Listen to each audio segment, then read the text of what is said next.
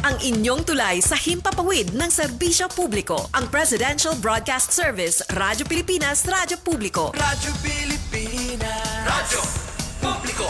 Kinilala ng pang-international at prestigyosong Asia Pacific Broadcasting Plus Awards 2025 para sa kategorya ng Government Streaming. Ito ay dahil sa epektibo nitong pagsasanib ng mga tradisyonal na media tulad ng telebisyon, radyo at print para masabayan ang mabilis na pag-inog ng mundo ng digital at social media tungo sa mas epektibong paghahatid ng mahahalaga at napapanahong mga impormasyon sa mamamayang Pilipino. Kinilala rin ang Radyo Pilipinas dahil sa patuloy na pag-akyat ng rating. Ngayon ay matatag sa pang-apat na pwesto sa Mega Manila ayon sa pinakahuling Nielsen Radio Audience Measurement Survey. At sa social media, nakamit ang mahigit 2,000% pagtaas ng bilang ng mga sumusubaybay sa Radyo Pilipinas page sa unang bahagi ng 2025. Patunay ito na ang inyong Radyo Pilipinas Radyo Publiko ay tunay na kaagapay ng inyong pamahalaan sa paghahatid ng serbisyo sa mga mamamayang Pilipino. Mula sa aming lahat, sa ngalan ng inyong pamunuan at mga kawani ng Presidential Broadcast Service, kasama ang inyong mga himpilan ng Radyo Pilipinas sa buong kapuluan. Maraming salamat po sa inyong lahat, sa inyong pagtangkilik at pagkilala. Radyo Pilipinas. Radyo Publiko. Pinoy Kultura. Pinoy Kultura. Eto na, ang programang nagpapakita na it's cool to be Pinoy. Alamin kung gaano kakulay ang ating kultura, kasaysayan, sining at musika. Mamangha sa mga tradisyon at selebrasyon na nagpatibay sa ating pagpapahalaga at paniniwala. Pinoy Kultura. Kasama si Mara Pepanyo Grazula dito sa Radyo Pilipinas Lucena, 10:17 AM.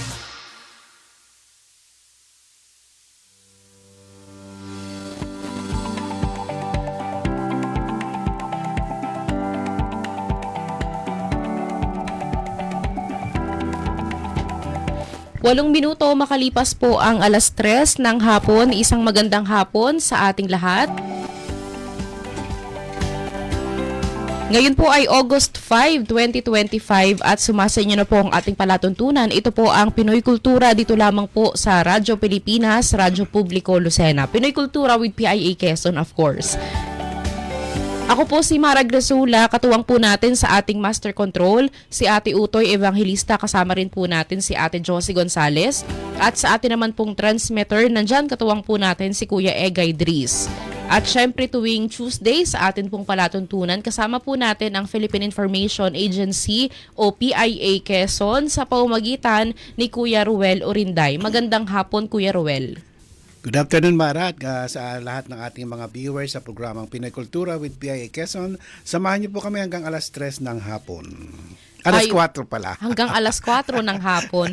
Kami po ay may makakapanayam ni Kuya Ruel ngayong hapong ito mula po sa lokal na pamahalaan ng Atimonan, Quezon. Mamaya po atin pong iniintay lang na makapasok sa ating Zoom si Ma'am Jean, ang atin pong mai-interview maya-maya lamang po. Kung kayo po may katanungan kay Ma'am Jean, pwede nyo pong iwan sa comment section ng ating Facebook Live. Ating babasahin ang inyong pong mga tanong, ating ibabato sa atin pong guest at sasagutin ng atin pong panauhin. Tayo po ay live sa 10:17 sa inyong mga radyo at live din po tayo sa Radyo Pilipinas Lucena Facebook page.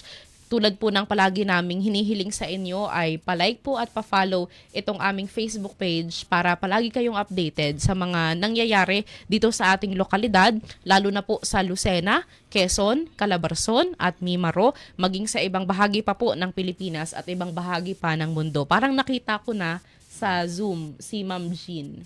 Ayan, sige po maya-maya. Bukas po, bago natin tunguhan yung ating interview, kaunting chika lang ako, Kuya Ruel. Magkakaroon po ng roadshow ang Bureau of the Treasury.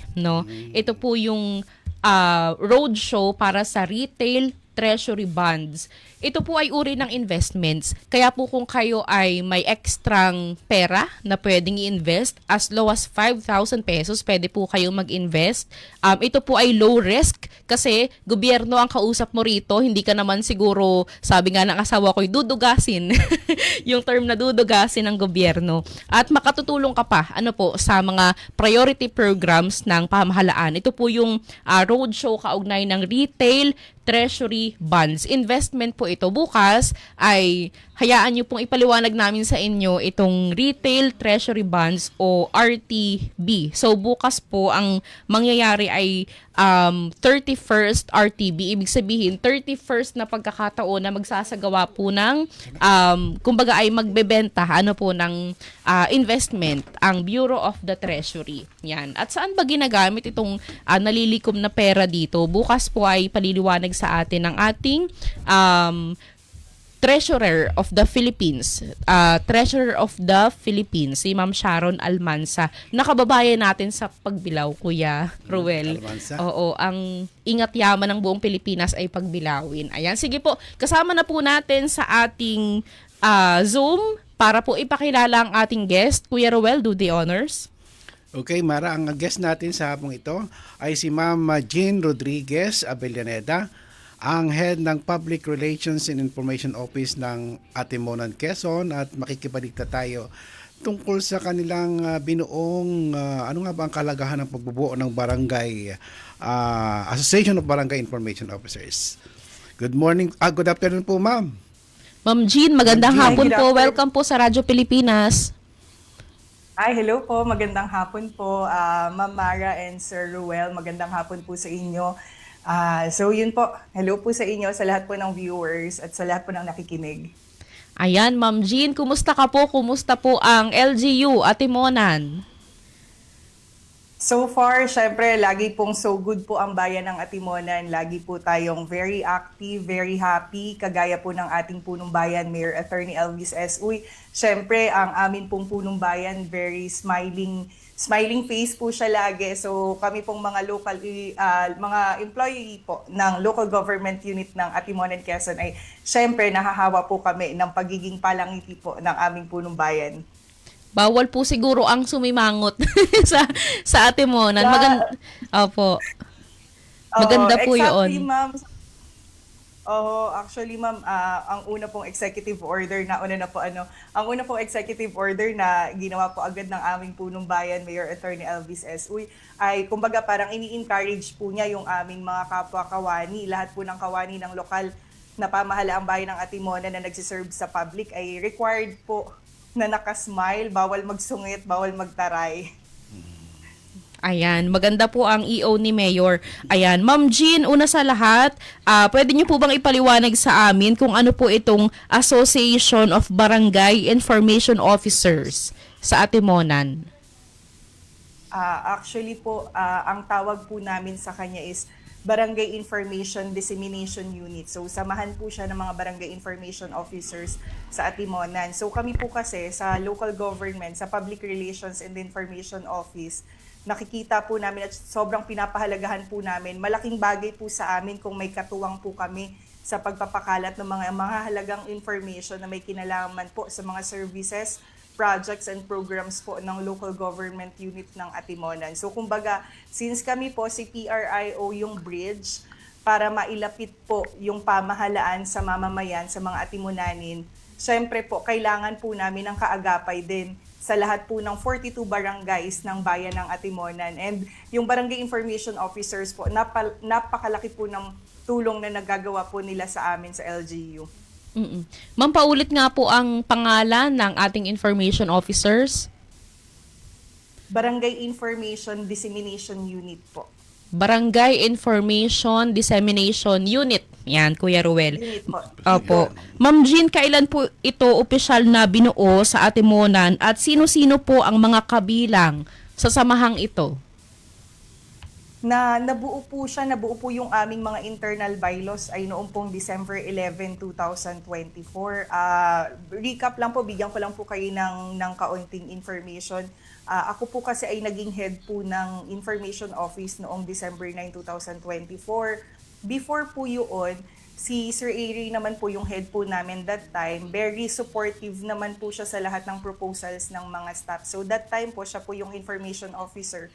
So napasama po sa isang brainstorming activity namin na Sir, parang maganda po na magkaroon po tayo ng ganitong, makapagbuo po tayo ng samahan ng mga information officers so that sila po yung magiging katulong natin sa information dissemination. Dati po kasi mano-mano nagte-text brigade ang LGU pag may mga information na kailangang ipakalat at masyado po kami dati na nakarely or nakadepende sa social media. Sa Atimone naman po, hindi naman po lahat ng barangay ay active na po sa social media. May mga barangay po pilit na hindi po sila active sa social media or may hina po yung internet sa kanilang lugar. Kaya po na-propose po yung pagkikreate po ng mga samahan ng mga information officers that time.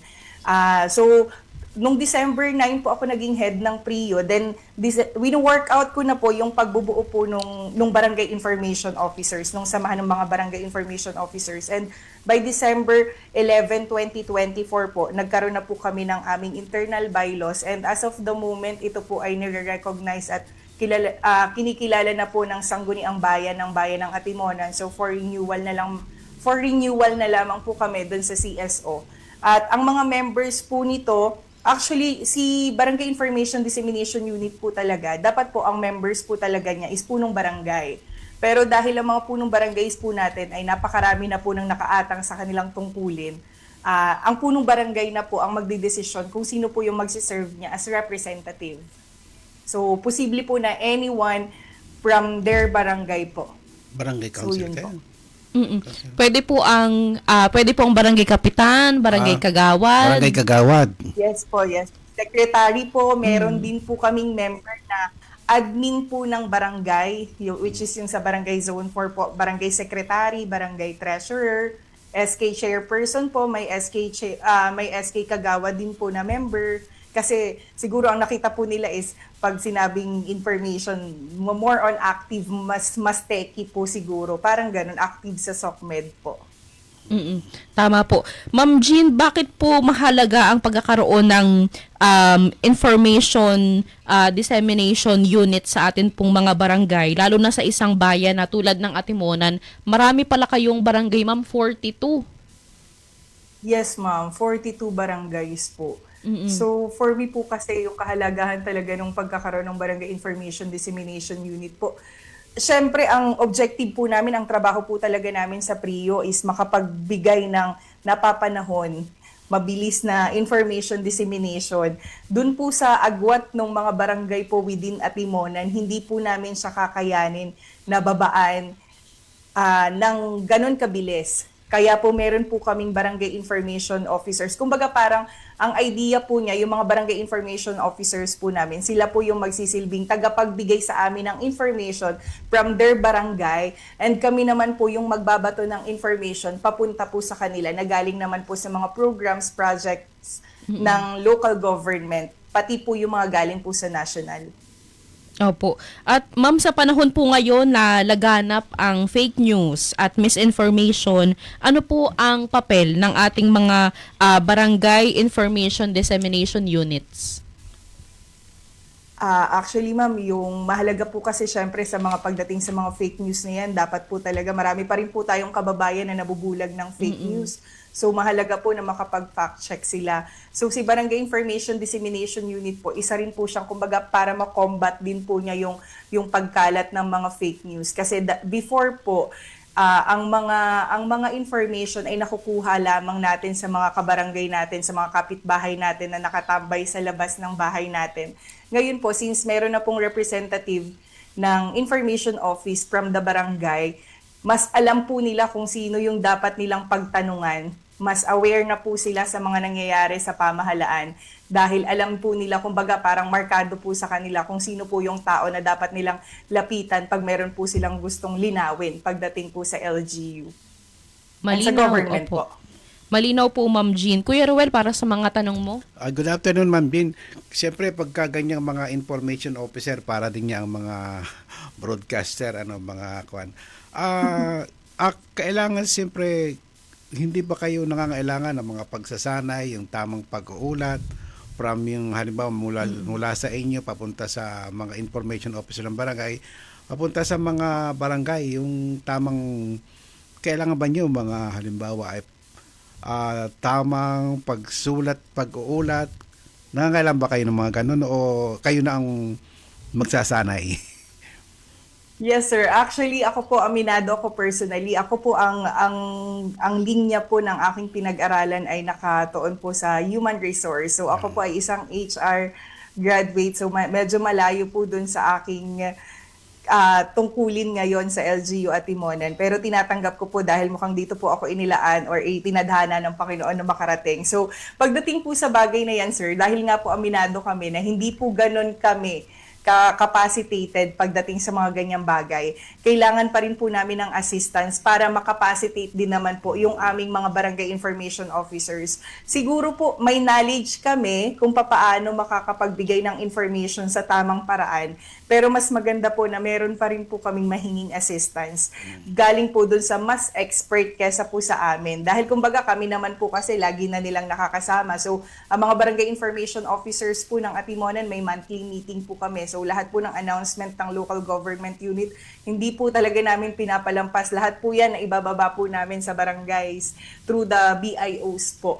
Kaya po sa pagdating po dun sa pagcapacitate sa mga BIOs po namin, pakiramdam po namin, yung information or yung knowledge na manggagaling po sa amin, makukuha na po nila yon every time na magkakasama po kami at every time na, kasi sinasalang po namin sila para mag-radio DJ po dun sa radio show po ng Atimonan, yung pong Atimonan ngayon sa Radyo Natin FM. So may mga ganun pong nangyayari na kumbaga parang paraan din po namin yun para ma-train sila, kumbaga para makapacitate sila. Pero pagdating po dun sa mga news writing, siguro kailangan pa rin po namin ng assistance galing po sa mas mga expert kaysa sa amin.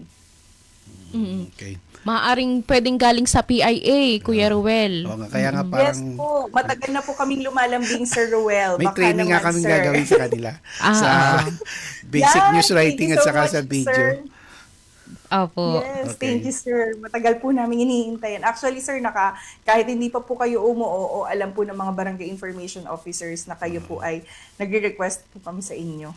So in short talagang napakahalaga ng mga barangay information officers, hindi lamang sa paghahatid ng mga ano ba ang programa ng mayor, ng Sangguniang Yes po. Bayan, kundi sa disaster, in time of disaster, kasi sila din ang makakaalam sa mga kanilang nasasakupang barangay kung saan ba bumabaha, di ba? Tama ba ako? Ma'am? Anong Tama po, barangay ang kailangan ng relief assistance? Tama ba ako, ma'am? Yes po, Yan. yes po. Siguro yun ang kahalagahan nga, Mara. Kaya, Yes, sir. Tapos hindi naman po namin dinoduplicate. Meron din po kasi ang Atimonan ng mga action officers, sila naman po yung mga BDR. Ay, tsaka may BDR mo nga hindi pala naman po kayo. so hindi naman po namin dinoduplicate yung kanilang trabaho. Pero nakafocus lang po talaga kami dun sa information dissemination. Yan, very So once po na may mahalagang anunsyo po sa lagay ng panahon at dun sa kasalukuyang estado po ng posibleng disaster na pagdaanan ng bayan ng Atimonan is aware po yung mga kababayan natin para maiwasan po ba ang posibleng pagdami ng pinsala. siguro pagdating na may bagyo, pwede nating makatawang ang barangay doon pag may mga baha doon na magre-report sa radyo Pilipinas. Tama ba ako? Sila po mismo ang nagsisend po sa amin ng videos na yun po Ayan. yung ginagawan po namin ng balita. Itatap natin si ma'am pag may disaster na Oo. Mara.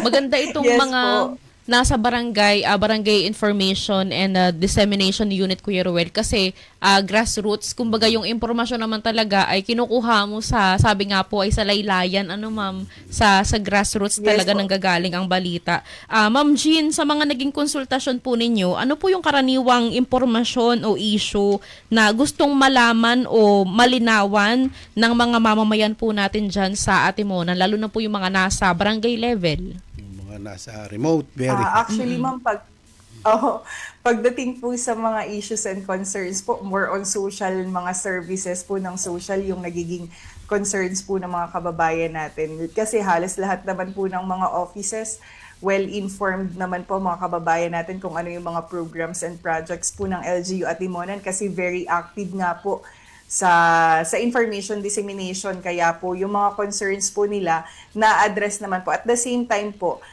meron pong ipupush through na help desk po ang ating punong bayan, Mayor Attorney Elvis S. Uy, kung saan yung mga kababayan po natin na once na may concern po sila direkta, 24 hours, masasagot po kung ano man yung concerns po nila tungkol sa ating mga services. Ma'am, sa ngayon po ba, ano na po ang naisagawang aktibidad ng atin pong mga information and dissemination units? Aha. Ma'am, naging part po sila ng isinagawa po nating 9th Atimonan Social Media Summit. So, isa po itong short film festival sa bayan ng Atimonan, wherein sila po ay naging part dun sa seminar. Isa po sila sa mga dumalo na ang naging topic naman po nun ay kung papaano po ang tamang paggamit ng social media. So, kung papaano po nila magagamit ang social media sa pagpapakalat ng mga tamang information.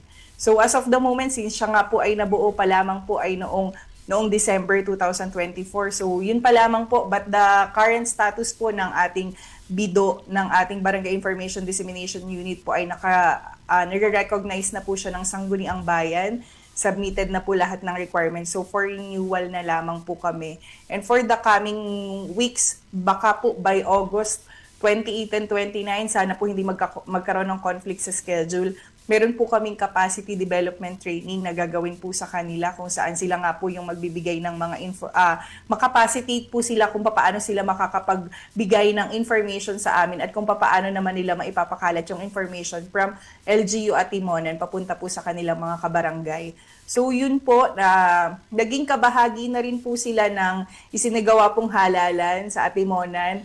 So mas naging madali po sa amin ang pag-a-announce kung sino po ang nangunguna dahil sa information po na nakukuha namin sa kanila. Sa mga dumaan na bagyo, naging bahagi po sila. Sila po ang nagpo-forward sa amin ng information kung ilan ang evacuees po sa kanilang barangays.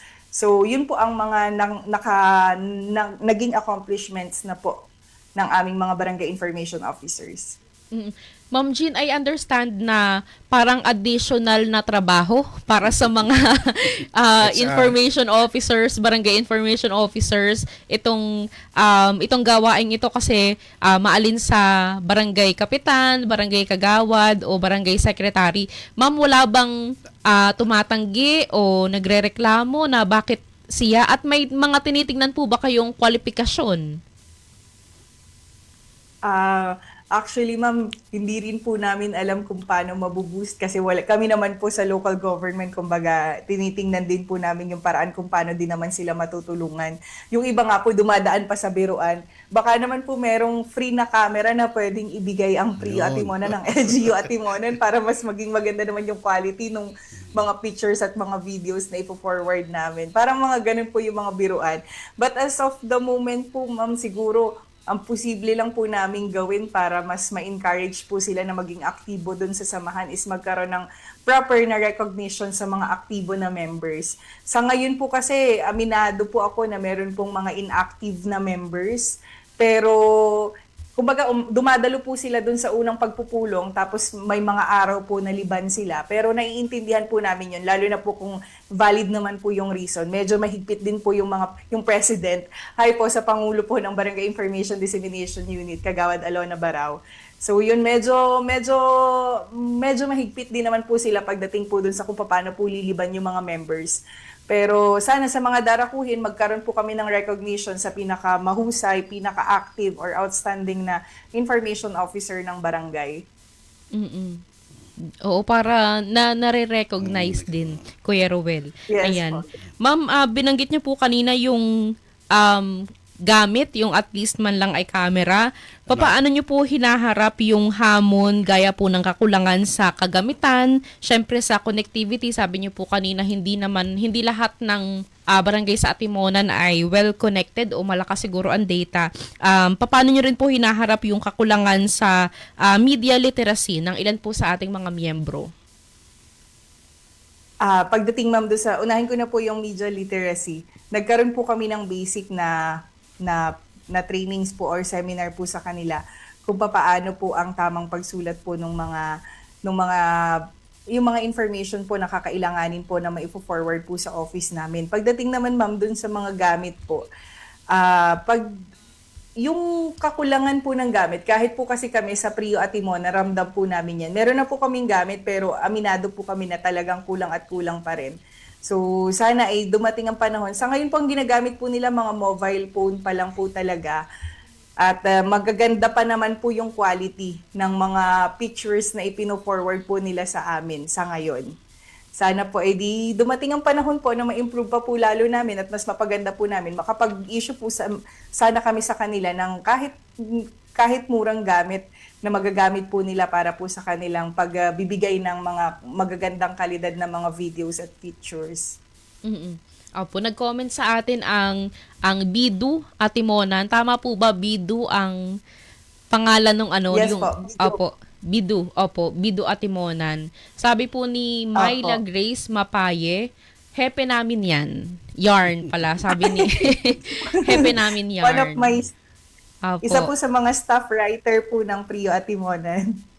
Opo. Ma'am Jean, hindi lahat ng bayan ay may information officer, no? Pero ang Atimonan po, nakakatuwa, kahit naman nung mga nakalipas pang administrasyon, ang Atimonan talagang may PIO. Ma'am, sa tingin mo, anong kahalagahan ng ang isang bayan po ay may matatag na PIO at hindi lang yung basta, alam niyo po, yun yung napapalitan palagi, yung siya talaga, no? Yung pag nakita mo tong taong ito, ay yan yung ano, parang extension ng pagkatao ni Mayor kasi diyan ka makakakuha ng impormasyon. Actually, ma'am, ang information officer, kung hindi po ako nagkakamali, kung babasahin po natin siya dun sa code po natin, sa LGU na code, siya po ay coterminous. So, kung kailan po naka-appoint si Mayor, kung kailan po nakapwesto ang punong bayan, dun lamang po rin tayo yung pagtatrabaho po or yung service po ng ating information officer. But for me, ma'am, mahalaga po talaga na meron pong isang established po talaga or isang tao talaga na information officer. Kumbaga, yung mga information po na nalaman niya before pa po yung bagong administration dumating, siya pa rin po kasi yung mas alam po niya kung paano niya maibibigay yung mga information na yon dahil kumbaga matagal na po siya doon sa trabaho na yon. Ang hirap din po kasi sa isang LGU, sa isang office, kung magte-train po ulit ng panibago, napapalit po doon sa information officer. Pero wala naman pong problema. Kasi ang information officer nga po, tulad po ng nabanggit po ninyo, sila po ay extension or mukha ng punong bayan. So lahat po ng actions niya, lahat po ng posibleng maging ibigay niya ng information, posible na ang tingin po ng taong bayan ay yun po ay mula po, information na mula po sa punong bayan. Mm-mm. Tama po. Kuya Roel, may mga additional questions ka pa kay Ma'am Jean? Tanong ko lang kay Ma'am Jean. Ma'am Jean, ano po yung bago ba itong ating mayor na naluklok o dati na? Bago po, kuya. Bago? Bago po si Mayor Attorney Elvis Uy. Pero syempre, ang lahat naman po ng vision din ni Mayor Attorney Elvis S. Uy ay, kumbaga nagmana din naman po kasi siya sa pinsan po niya, ang aming pong dating punong bayan, Engineer Rustico Jovenio Mendoza. So, yun po. Okay po. Tanong ko lang, ano ba yung nakikita kong dahil bagong mayor siya, ano yung mga nakikita nyo na parang priority programs Ni Mayor. ni Mayor? Doon po sa kanyang executive initiated na policy and legislative proposals, mayroon po siyang 5 na mga policies and legislative proposals na ibinida po niya or nais po niya bigyan ng pansin. First po is yung sustainable infrastructure development. Second po ay yung strengthening ng public services. Third po yung economic growth and livelihood development.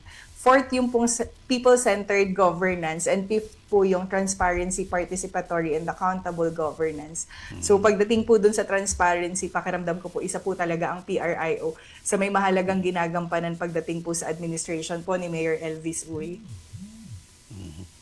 So yun po, aside po doon, meron din po siyang local PWDs employment network. So yung mga PWDs, ito po ay part po ng mga ipinangako po niya noong mga panahon na siya ay nangangampanya pa lamang, kung saan yung mga PWDs po sa bayan ng Atimonan na may kakayahan naman po na magtrabaho, ay ini-encourage po niya ang mga stakeholders na magpasok or magkaroon ng employee na PWD, lalo na po may kakayahan naman po. And aside po doon, meron po kaming ginagawa na People's Day sa LGU Atimonan. Ito po ay priority project din po ni Mayor Elvis, kung saan siya po mismo ay kasama ng mga offices ng LGU Atimonan, yung mga pangunahing services po ng LGU Atimonan ay ibinababa po sa mga barangay po mismo, kasama po si Mayor Elvis.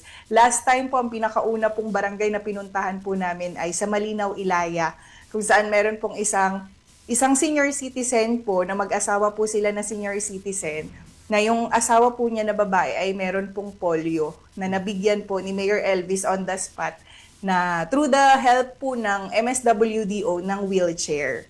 Dahil may polio po, binababa po niya yung kanyang asawa, yung kanyang may bahay po, pauwi at papasok po dun sa kanilang pinagtitindahan. Maganda po yung So, mga binanggit ganun. ni Mayor G na yung programa para sa mga PWD maganda na gusto at may kakayahan naman talagang magtrabaho. Ma'am, hindi parang first time kong makarinig na may ganyang initiative ang ating LGU. LGU. Tamang-tama kasi katatapos lang ng National Disability Rights Week. Parang last Yes week. po, tama. Oo. Opo. Wala pa po sa 100 days, isa po talaga yan sa mga pinagtuunan po talaga ng pansin ni Mayor LB. So talaga nagpatawag po agad siya ng mga stakeholders po para maging katuwang po para po dun sa programa po na yon, para po dun sa project po na yon. Opo. Hindi po siya required, hindi naman po nire-required yung mga stakeholders, pero ini-encourage po na mag-employed man lang kahit isa. Opo. Sa ngayon ba, ma'am, may mga na-employ na po tayo na PWD? As of the moment, ma'am, wala pa po ulit na feed sa amin kung meron na pong na-hired na mga PWD eh. Pero hayaan niyo po at pag may information na po ay magme-message po agad ako kay Sir Ruel. But as of the moment po, wala pa po dahil una pong binuo yung samahan po ng mga business owners po sa Atimonan para po siguro mas maging madali po yung coordination. Apo. Ma'am Jean, ang Bidu Atimonan, ano po ang inyong long-term vision para po sa Bidu Atimonan? Bido at Timonen po siguro, pangarap ko na sila mismo yung nagbibigay ng information. Kumbaga parang sila yung magsiserve na barangay patroller from their barangay, na sila na mismo yung maghahatid ng information. Kumbaga parang magiging ano na po sila, independent, na sila mismo kaya na nilang magbigay ng information galing po para po sa kanilang mga kabarangay, nang hindi na po sila masyadong dependent sa amin sa LGU at Timonan. Parang something na ganun po, ma'am. Ma'am, doon po sa 42 barangays ng Atimonan, lahat po ba sila ay may barangay information dissemination units na? Yes po, meron po lahat yung 42, meron lamang po na yung iba po kagaya po nung isang barangay.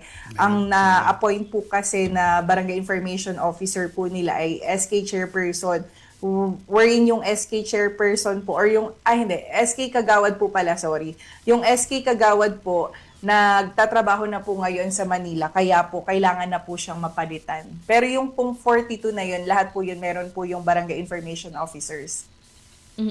Ayan. Ma'am, mayroon bang natatanggap ang atin pong mga bidu para po sa, sabi ko nga po kanina, ay additional na tungkulin? May incentive ba lang? Opo, may incentive po ba, ma'am?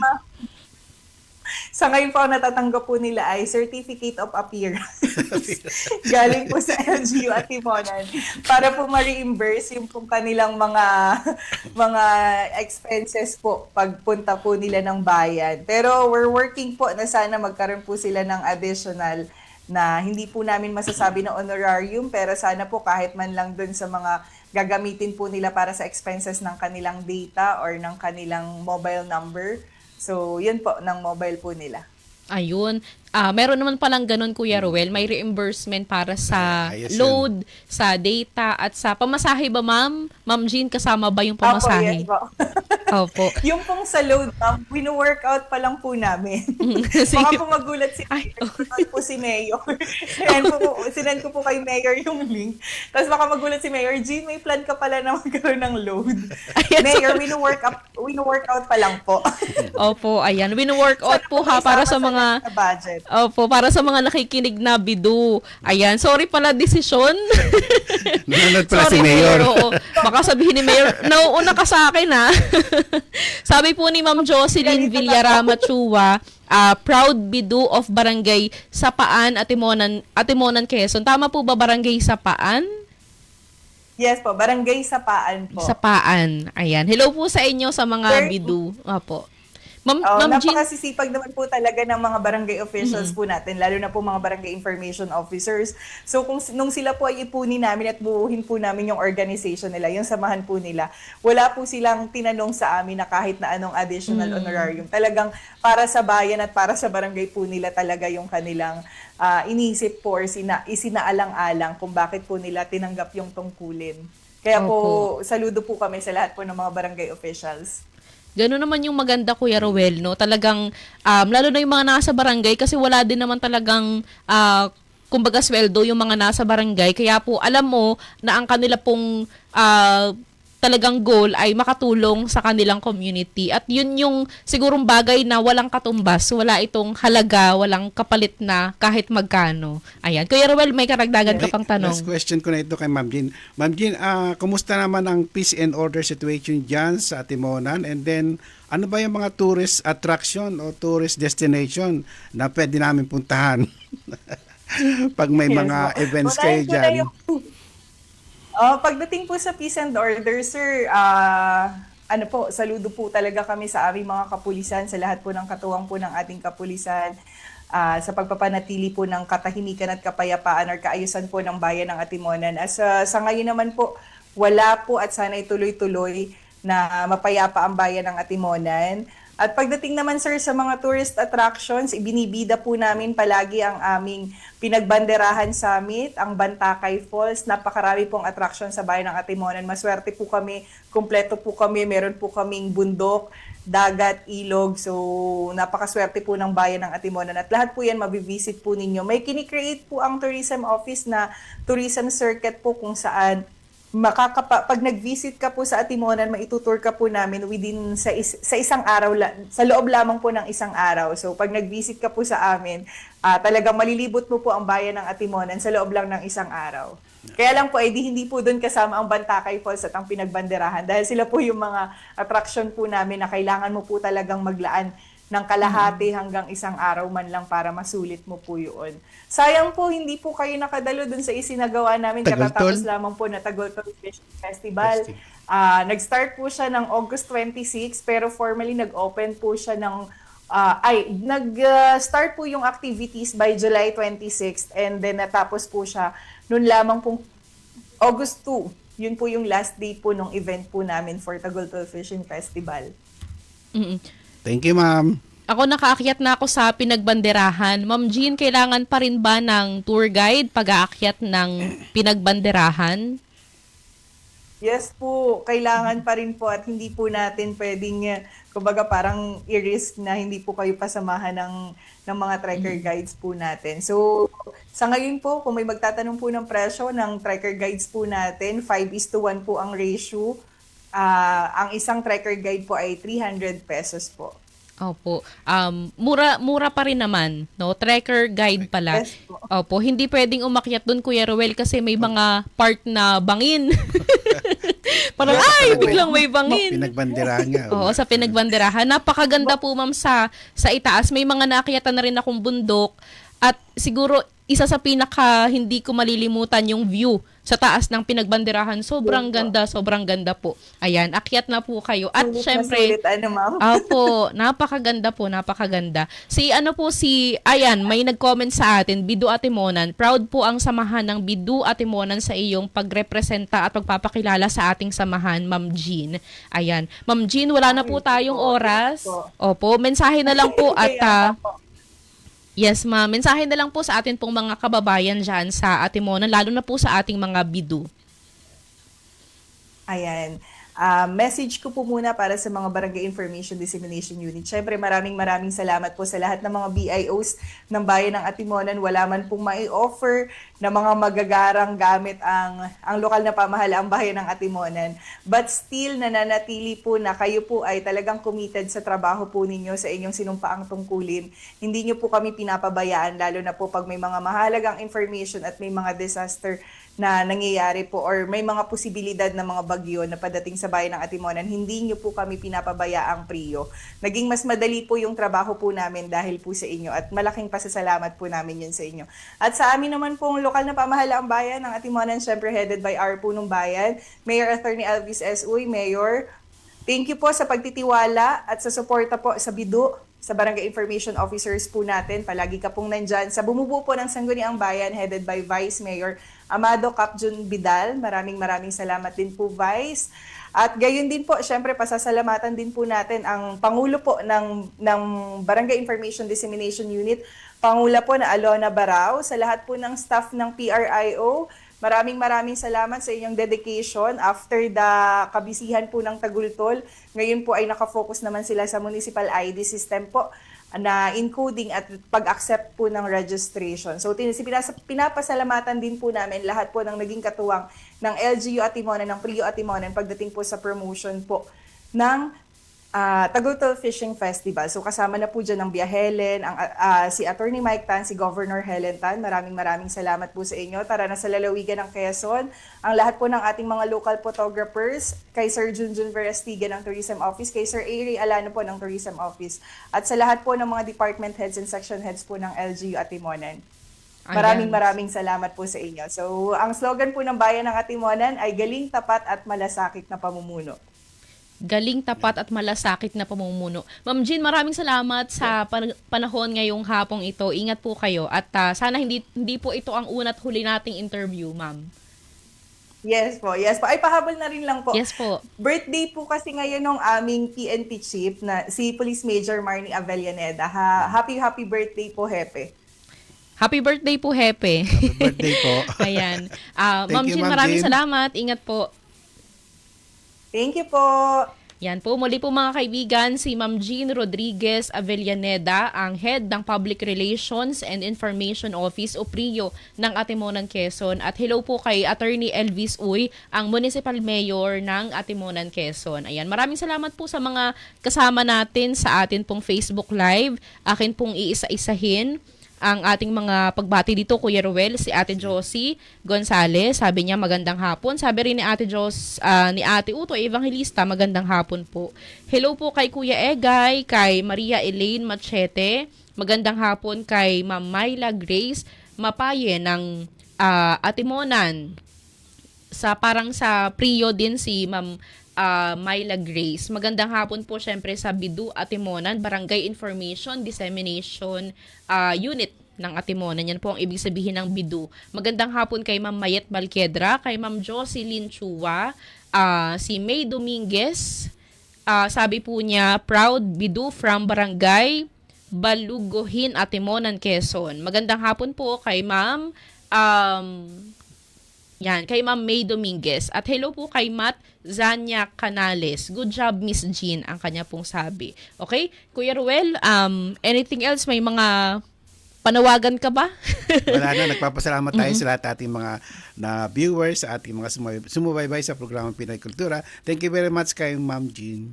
Ayan, salamat po. Bukas po ito, no, yung retail treasury bonds. Baka po kayo ay may extra na pera. Gusto nyo pong mag-invest, ito po ay investments na iniaalok ng ating government through the Bureau of the Treasury, no? BTR. Yun pala ay Bureau of the Treasury. Ano po, hindi Bureau of Treasury, Bureau of the Treasury. Parang DILG dati, Department of Interior lang.